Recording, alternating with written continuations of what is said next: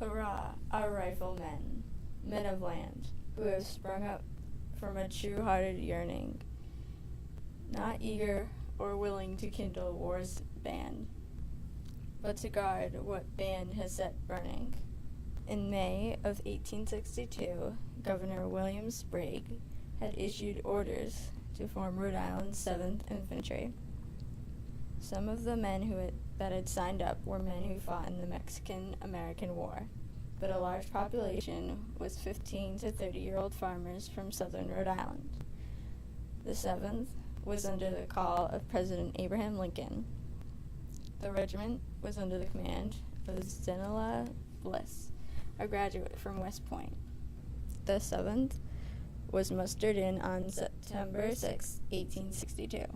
On October 6, 1862, the Rhode Island 7th was added to the Army of Potomac.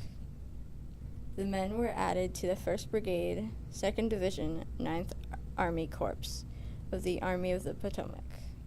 The men were under the command of Major General Amherst Burnside.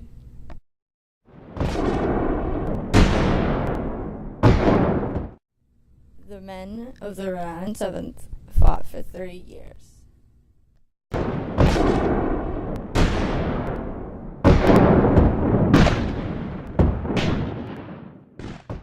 Friday, June 17th, 1864. The 9th Corps moved into a vacant Confederate fort. In black 3-inch letters, they read Fort Sedgwick. The 9th Army Corps needed to renovate the fort and the surrounding area to their advantage. The corps made small slits in the breastworks. Works are a temporary defensive work, usually breast high, also called parapets. During battle, the soldiers would put the guns through the slits and fire. This is sniping.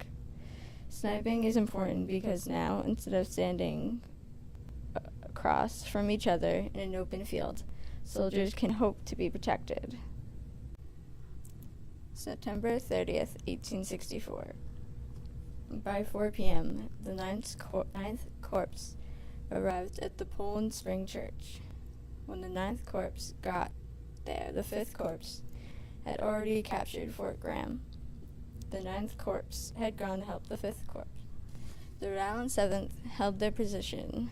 There was a little rise in the ground, so they knew that there was a battle line. When they saw a line of gray come over the ridge, they were shocked. The Rhode Island 7th opened fire and stopped their quick advance. General Potter, using a sword to threaten and move the disorganized mass of men to assist the 7th. For God's sake, move up and help that little Rhode Island 7th. After that, the 5th Corps came out of the woods, and the 7th was ordered to fall back without being killed. Most of the men made it out alive. April 2nd, 1865. It was still bitter cold. The Rhode Island 7th was called to the Union picket line. Horseshoe pits. The pits were 17 to 20 paces apart. The pits weren't just piles of dirt. They were strengthened by head logs. The taller ones gave the men protection for the weather, but not a lot. They had small holes for muskets, and the length of the line was 1,581 paces, with the pace being 3 feet in a line.